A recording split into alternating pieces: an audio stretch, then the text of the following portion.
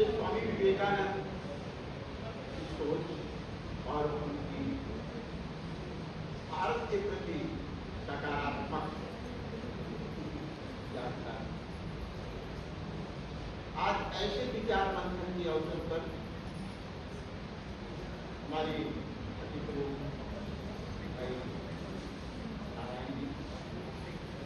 जिला प्रचारक राष्ट्रीय स्वयंसेवक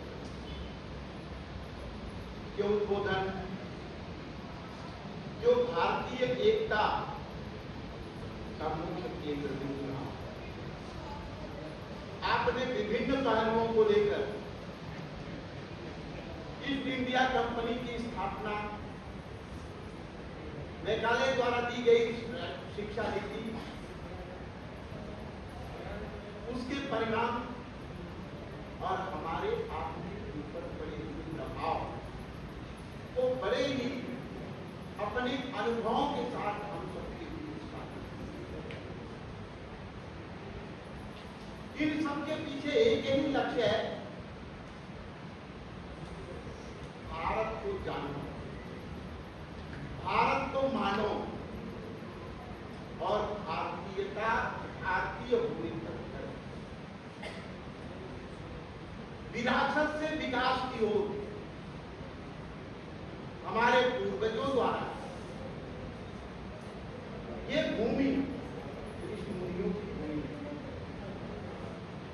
वीर सपूतों की भूमि है, भारत के शुभचिंतक राष्ट्र नायकों की भूमि, जिन सबका निचोड़ है भारत में ही स्थान का वाचक गुण विशेष है। भारत कोई शब्द नहीं, ये भारतीयों की अपनी विशिष्ट पहचान का आधार है, उनके गुण है, जिसे हम हमारे अग्रज स्वामी विवेकानंद, मेवाड़ का इतिहास, झांसी का इतिहास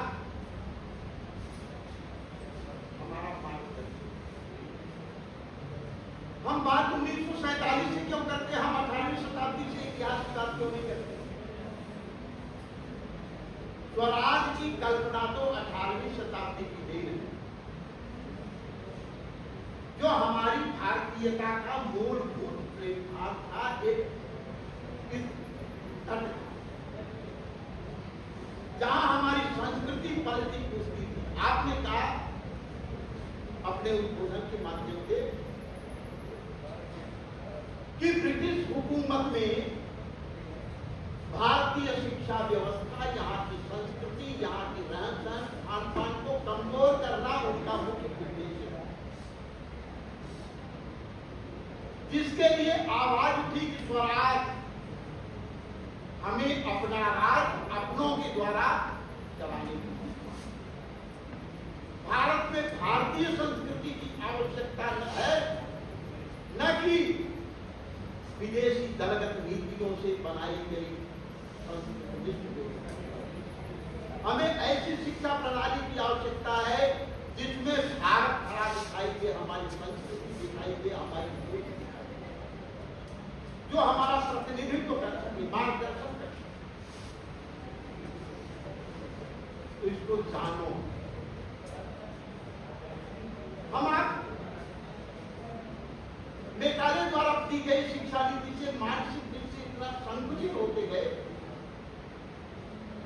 जिसका परिणाम रहा कि खंड खंड में भारत के टुकड़े होते चले गए। आकृति का यह देश सिमटते सिमटते आज की स्थिति में है। हमको आपको बताने की आवश्यकता नहीं, किसी देश में कार्मेलिया की राजकुमारी केवल भ्रमण के लिए आई और जाते समय उसने ये शब्द लिखा, अरुण अहमदमय देश हमारा, जहां कुछ अनजान क्षितिज को मिलता है, और वह कल्पना करती है, आशा सजोती है कि यदि मेरे प्राण इस भारत भूमि में निकलती है तो ये मेरे लिए विश्व भ्रमण के पश्चात एक ही निष्कर्ष पर पहुंचता है भारत, कि भारत की सी भू नहीं भूमंडल में आज भारत की भूमि है, भारत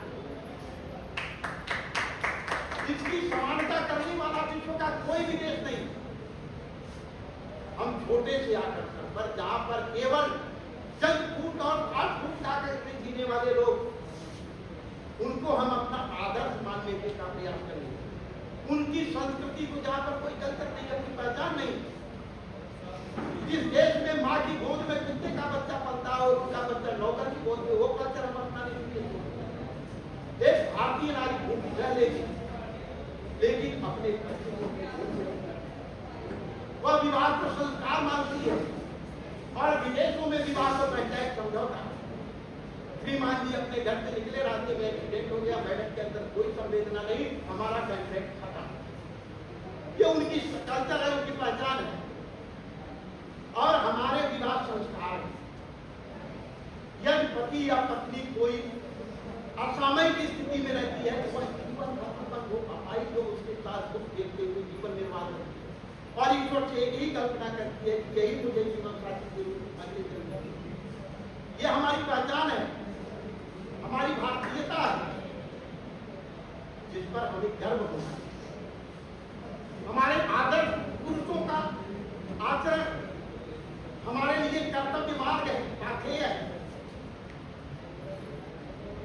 भारत के शुभचिंतकों द्वारा लिखा गया इतिहास हमारा पथ प्रदर्शक है। आज का युवा ये आप पर आपका यह अधिकार, इस देश का अधिकार है। जैसे माँ अपने बच्चे को जन्म देकर के बहुत सारी अपेक्षाएं रखती है, उसी तरह ये माँ भारत भूमि हमसे आपसे बहुत सारी अपेक्षाएं। निज के लिए हमारा जीवन नहीं है, पर के लिए भारतीय जीवन उत्सर्ग के लिए, एक पति पत्नी के लिए, पति के लिए, पिता पुत्र के लिए, पिता के लिए, भाई बहन के लिए, बहन भाई के लिए, वो अपने लिए नहीं जीता। ये हमारी पहचान है। इसे अपनाने की आवश्यकता है, स्वयं को समझने की। जो हमें विरासत में मिला, उस पर हमें गर्व करते हुए अपने आचरण में ढाल करके कर्तव्य मार्ग के रूप में बनाने की जरूरत है। फिर हम स्वयं को गौरवान्वित होते हुए गर्व से कह सकेंगे कि हम भारत। स्वाभिमान शब्द कहाँ है? हमारे आदर्श स्वामी विवेकानंद। नहीं आ रहा है सम्मेलन में इंग्लैंड जाने का, और जितने दिन की सामग्री लेकर के 2 दिन अधिक एयरपोर्ट पहुंचते हैं, एक वाला सेफ दिखता है, पहले दिन समय नहीं है। उसने कहा आप पूरे सेब के टोकरे ले लो, भारत जाकर के मत जाना कहीं जाकर के। उसी समय स्वामी जी का आत्मभाव, भारत के प्रति सम्मान जगा। उन्होंने कहा मैं 1 हफ्ते भारत में रहना पड़े तो मैं भूखा रह सकता हूँ, क्योंकि मेरे अंदर सम्मान का भाव, अपने देश का भाव है। ये हमारी पहचान है, जो हमें अपने कर्मों में ढालना हो। इसका मार्गदर्शन करने के लिए आपकी राष्ट्रीय शिक्षा नीति पर प्रदर्शित बन करके आई, जो आपको स्वावलंबी भी बनाएगी, कर्मनिष्ठ बनाएगी, और एक समर्थ भारत का कर्तव्यवान नागरिक के रूप में, जो हमसे हमारी पहचान कराते हुए आत्मनिर्भर भारत के रूप में आपको आप इस राष्ट्रीय शिक्षा नीति के रूप में अपने पूर्वजों के आचरण को अपना आदर्श मानकर,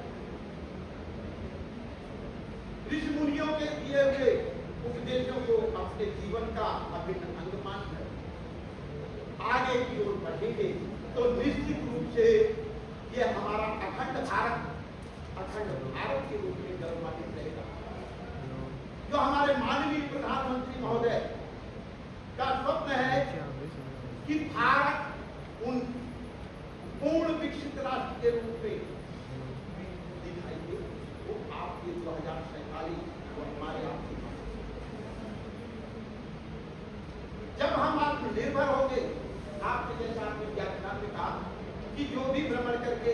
विदेशी यहाँ पर आए जाकर के यही कहते हैं कि भारत शिक्षावान, धनवान, ज्ञानवान, गुणवान है और है, केवल हमें जानने की आवश्यकता है, उनको पहचानने की आवश्यकता है और इसे अपने विकास मार्ग की सीढ़ी बनाकर आगे बढ़ने की आवश्यकता है। यही युवाओं से अनुरोध है। आज के दिन की सार्थकता दिए गए उद्बोधन या संभाषण के माध्यम से आपका मार्गदर्शन होगा। इन्हीं अपेक्षाओं के साथ पुनः एक बार सबको धन्यवाद और आप सभी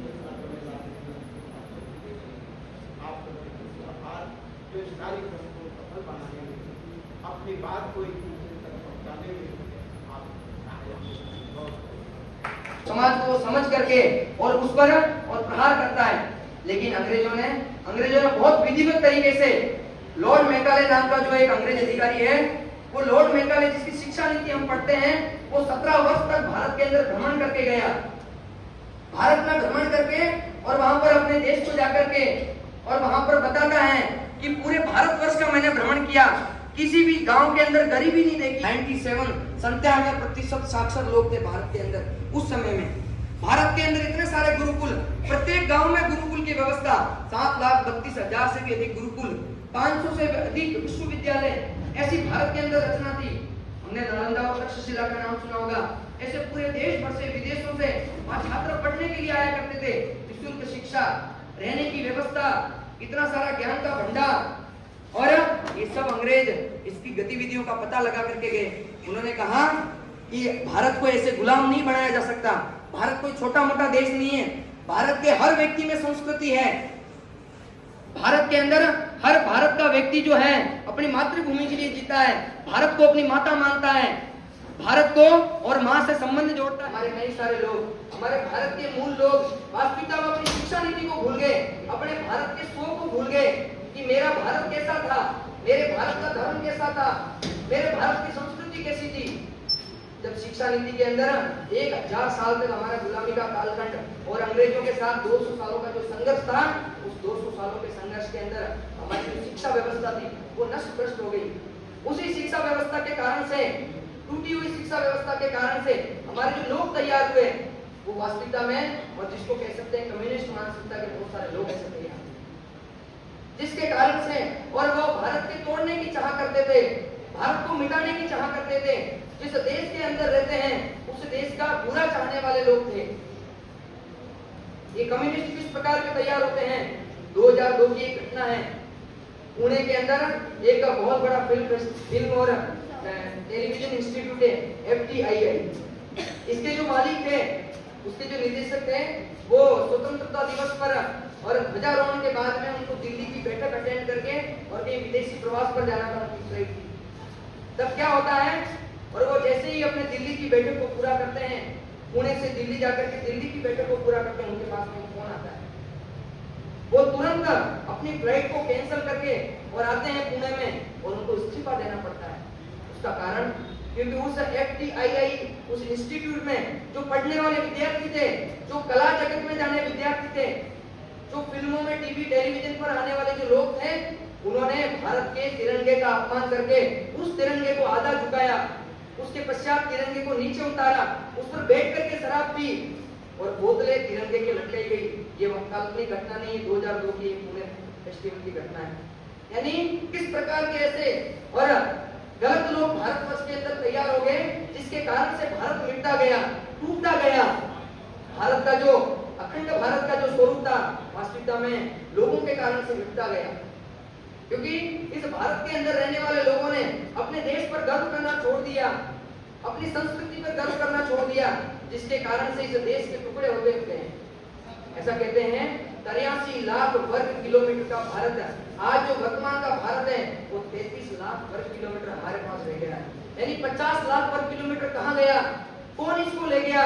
किसके कारण से वो बटा? 1876 के अंदर अफगानिस्तान भारत से अलग होता है।